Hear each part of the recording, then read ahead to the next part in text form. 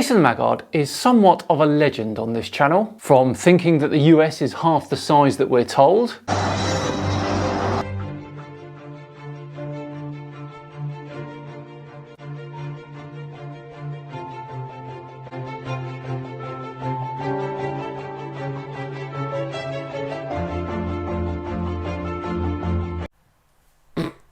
now come on, to claiming there's a population hoax. Where's all the people that died in their 30s and 40s outside of the war? Probably not in that graveyard. And even trying to tell us that concrete pillars are the remains of ancient giant bones. Look at you. And so, I mean, that looks like blood marrow. Like what now? Blood marrow? Fairly sure you mean bone marrow, but more importantly, why would any of that be inside a rock? And you'll all be delighted to hear that he's at it again.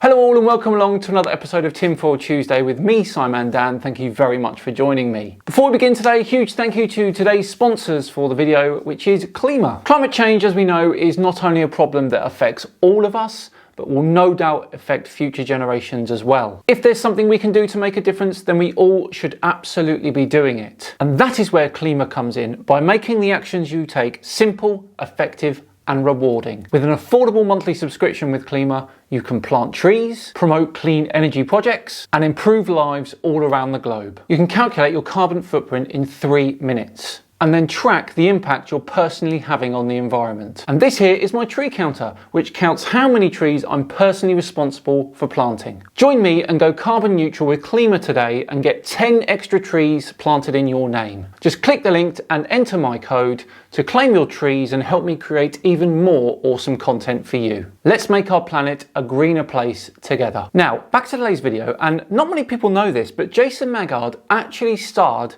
in the very first ever Flat Earth Fail compilation. Take a look at this. First comes from a guy called Jason Maggard, who has taken the usual road of trying to disprove a globe rather than prove a flat Earth. In his humble opinion, he believes that sunsets don't make sense on a globe. Let's see what he's got. So I wanted to make a short video this morning about sunsets not making sense on the globe. Great memories. Well, today he's asking whether or not the Devil's Tower in Wyoming is an ancient tree stump. I gave it a chance that it might be made, poured concrete, but it's not, I don't think. So straight out the gate, Jason is flirting with the idea that the Devil's Tower is made of concrete. Better than thinking that Mount Rushmore's made of heavy paper though, hey? It's not even rock, no, guys. It's not rock. It's what they made it out of. It's what these are all made out of. Not up there too. It doesn't have the right sound. Hear it? That sounds like paper here. That's not rock on rock. Didn't know they had concrete 50 million years ago, Jason. At least he's dismissed that idea though. These pines are about 30 feet tall. Yeah, see how dry my throat is?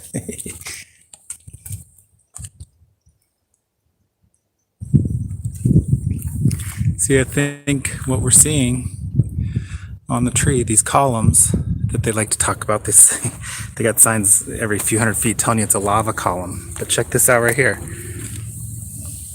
Does it not look just like these columns right here? No, it doesn't. The Devil's Tower is well understood as being formed by an igneous intrusion. It was magma that was literally forced through other layers of rock.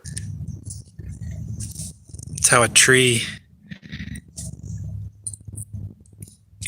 gets its water up through the trunk.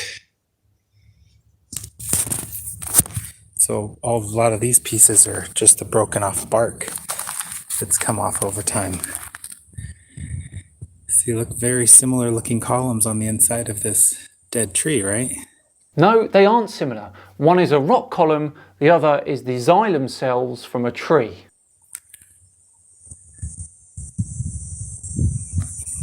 Basically identical.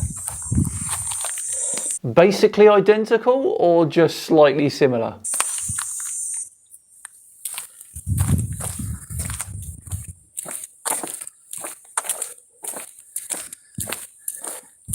They claim it was hot magma extruding upwards out of the earth. You got it, Jason. Over here, it's real stifling, no wind. Wow, look at that twisted tree. That's weird. On the other side, there's a nice 20-mile-an-hour breeze blowing that cools you off. I'm a shadow. Ah, thanks, Jason. Wouldn't have realised that without your commentary there. Not too difficult of a hike. There's a steep part that a lot of people bailed out on. The steep part only goes for maybe like 1 minute, but it's proof that when we're hiking and things like that, our body really can only handle, you know, if you're not training for it and prepared for it, 2-3% grade. As soon as they introduce a 5 or 6% grade to walk up, you immediately start really feeling your legs burn, your lungs work, all kinds of things. So when you're hiking, you know, and you go for a few hours, 2-3 hours round trip, the upward part being half of that, you probably only honestly hiked a few hundred feet up, even if they tell you went 1,000 or 2,000 feet. Really? Well, my watch tells me if I've run a 2,000 feet elevation climb, and my bloody legs confirm it. In fact, I ran a race in December with over 6,000 feet of elevation. Check out the blog I did for that one here. The thing is, they told me it would be 6,000 feet elevation, my watch said it was 6,000 feet of elevation, and my legs almost fell off, so... Do you think that's like bark? It's like a chunk of bark. No, that's a rock. Fell off some long time ago. Halfway point. But thanks for coming in. Show you some of the lies.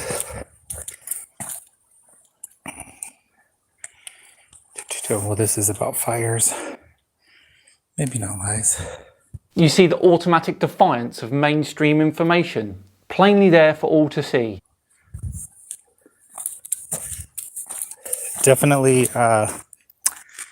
they make the walkway real low by the visitor center to give you a much steeper perspective of Devil's Tower. Actually, on this other side, you can see the tower itself actually only comes up out of the surface of the ground here. I would guesstimate 150 to 200 feet. Well, it's officially 867 feet, so... On the majority of it. But where they've kind of cleared out on the one side to get a dramatic view, it's probably 300 feet. Still miles out. They like violence.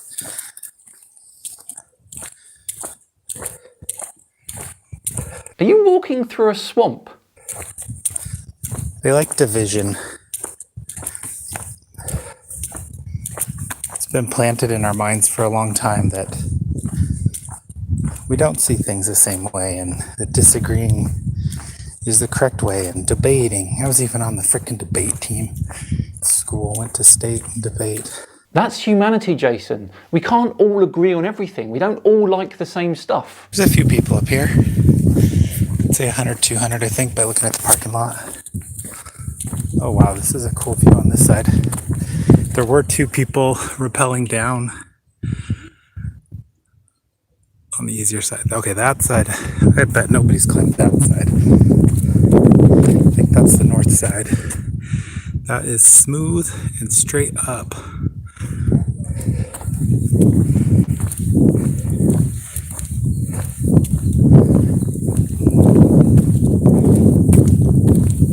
But thanks for letting me know about the other live stream.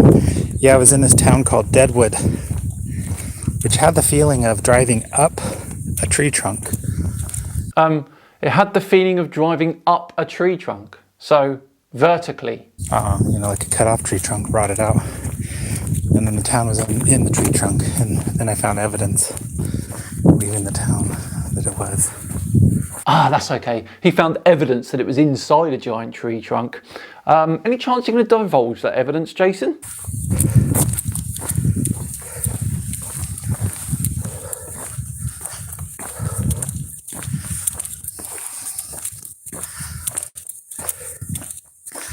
But it kind of makes sense, at least to me.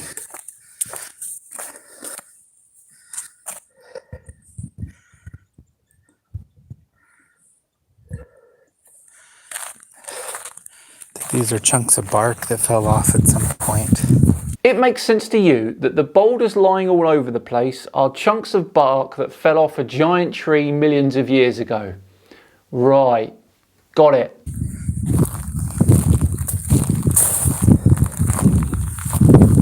And then that's what creates the smaller rocks and the little smaller, just little pieces flecking off over time.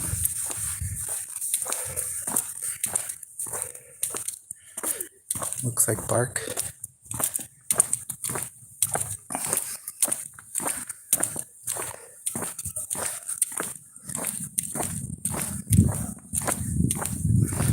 They're taking us back down like a long ways. So I should have started my live stream when the tower side that people climb. I mean, it's a good adventure, but it's only about half of what they make you think it is. Well, it's actually over 5,000 feet above sea level, over 1,200 feet above the local river, and as I said earlier, 867 feet from base to top. Right, the town being named Deadwood. Can't get past that.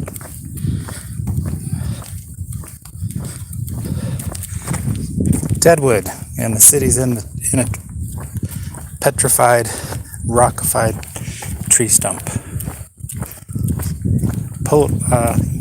Probably search it up and get some cool images of it.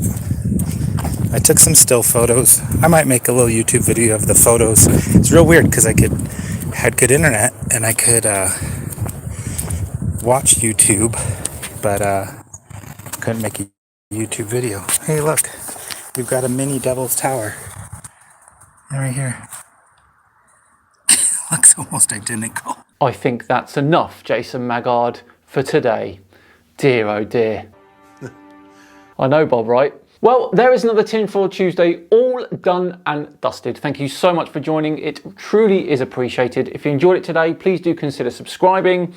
And if you really liked today, hit that like button as well. Just enough time to once again thank Klima for sponsoring today. As I mentioned before, go to the link in my description, use my code, and you'll get 10 extra trees planted in your name. I've been Simon Dan. Have yourselves a great week, and I'll see you all on Friday for more flat earth fun. See you then.